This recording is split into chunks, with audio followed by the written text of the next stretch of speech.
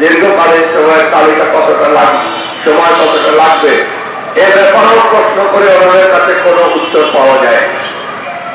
আমার ধারণা ওখানে যারা আছেন ব্যক্তিগতভাবে তারা সবাই বিদ্বান ব্যক্তি, তাদের ব্যক্তিগত জীবনে তারা খুব ভালো করেছে, কিন্তু সমষ্টিগতভাবে একটা রাষ্ট্র পরিচালনার কোনো অভিজ্ঞতা তাদের নেই। তারপরও বাংলাদেশের বর্তমান রাষ্ট্র যে অবস্থায় আছে, এর বিভিন্ন অর্গানগুলি যে অবস্থায় আছে, সেগুলি খুবই একটা খারাপ অবস্থায় আছে। এটা আমি স্বীকার করেও বলছি যে এই খারাপ অবস্থা থেকে উত্তরণের কি উপায় সেটাও এখন পর্যন্ত কার্যকরীভাবে ওনারা বের করতে পারেননি। যেই জন্য ওরা আমাদেরকেও কিছু বলতে পারছেন না, ওরা কি করতে চান, কতদিনে করতে চান, কিভাবে করতে চান। আপনারা জানেন আমি একটা ছোট হলেও একটা রাজনৈতিক দলের সাথে আছি। সেই দলের ঐক্যতা বলছি, আমরা এ পর্যন্ত রাজনৈতিক দল হিসাবে ওনাদের সাথে 3 বা 4 বার দেখা করেছি, কিন্তু সেই সমস্ত দেখাতে ওনারা আলাপ করেছেন প্রথমবার 15ই আগস্ট ছুটি দেওয়া হবে কি হবে না। দ্বিতীয়বার ওনারা আলাপ করেছেন ভারতের যে অবস্থা চলছে তাতে আমরা পুরো বাংলাদেশ একসাথে ওনাদের পিছনে দাঁড়াবো কি দাঁড়াবো। ওনারা কোনোবারই বাংলাদেশের রাজনৈতিক ভবিষ্যৎ কি হবে, বাংলাদেশের যে সংস্কারগুলি ওনারা করতে চাচ্ছেন তাদের রূপরেখা কি হবে, সেটা কতদিন সময় লাগবে, বা নির্বাচন একটা কবে করা যায়, কিভাবে আপনারা নির্বাচনটা চান, কতটুকু সংস্কার করে নির্বাচন চান, এগুলির কোন বিষয়ে ওনারা আলাপ করতে রাজনৈতিক দলগুলির সাথে আগ্রহী নয়। এতে আমার ধারণা যেহেতু ওনারা রাজনৈতিক দলগুলিকে সুনিশ্চিত ভাবে একটু দূরে দূরে রাখছেন, তাহলে ওনাদের মাথায় কোন রাজনীতি আছে কি না,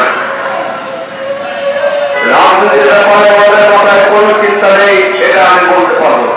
আমার ধারণা আমাদের মাথায় কোন একটা দুশ্চিন্তা আছে, যেটা ওনারা মনে করেন আমরা জানতে পারলে দেশে একটা কনফ্লিক্ট সিচুয়েশন তৈরি হবে। তাহলে কি ওনারা জনগণের আশা, একটা সুস্থ ভোটের অধিকার, সেটার থেকে জনগণকে দূরে রাখার চেষ্টা করছে? আমার মনে এই প্রশ্ন, উত্তর আমি জানি না, কিন্তু সেটা যদি আমাদের লক্ষ্য হয় যে কোনো হবে, তাহলে নিশ্চিতভাবে আমরা দেশকে আরো গভীর অস্থিরতা, আরো গভীর বিপদের দিকে নিয়ে যাচ্ছে। সার্বভৌম আন্দোলনের পক্ষে একটা কথা বলতে চাই, সার্বভৌমত্ব কোনো একটা দেশের যদি ভিতর থেকে নষ্ট হয়, সেটা হয় ভিতর থেকে দেশটা যখন দুর্বল হয়।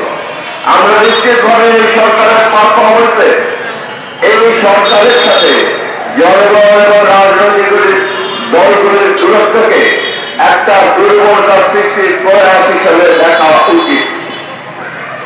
কারণ যে ঘটনাগুলি ঘটেছে এটার অনেকগুলি দৃষ্টিভঙ্গি আছে, আমরা কি কোনো একটা মিস করছি? একটা হলো এটা রাজনৈতিক একটা ঘটনা, রাজনৈতিক ভাবে আমি আপনি আমরা সবাই এটা সমর্থন করতে রাজি আছি। অবশ্যই গত 2 দিন দেশের আইন শৃঙ্খলা কার হাতে ছিল এই সরকার সেটা নিশ্চিতভাবে বলতে পারছেন না।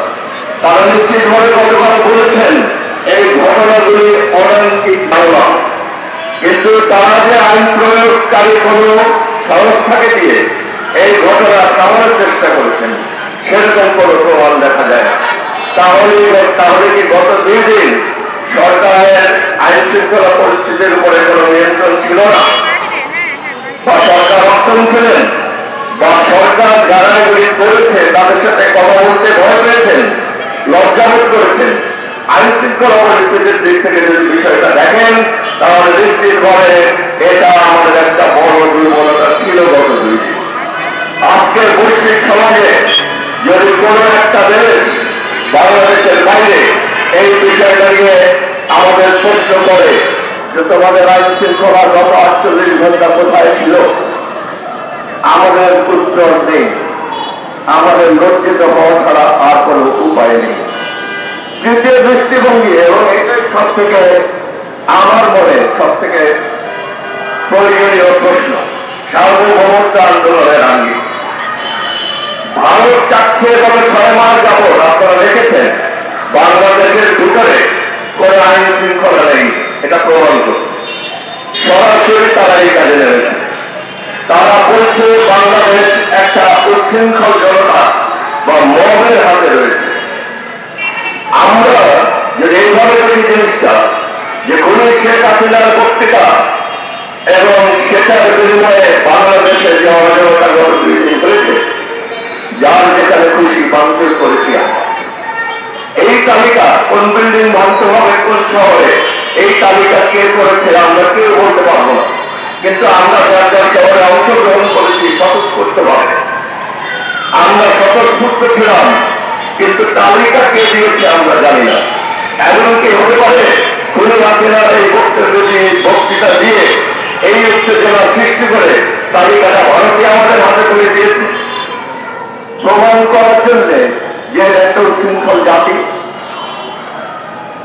ভেবে দেখুন, আপনারা সবাই ভাবুন, আমরা যা করছি বিদ্রোহের নামে, আমরা যা করছি আন্দোলনের নামে, আমরা যা করছি এই সমাজ ব্যবস্থা ঠিক করার নামে, তার সব কিছুই কি জাস্টিফাই?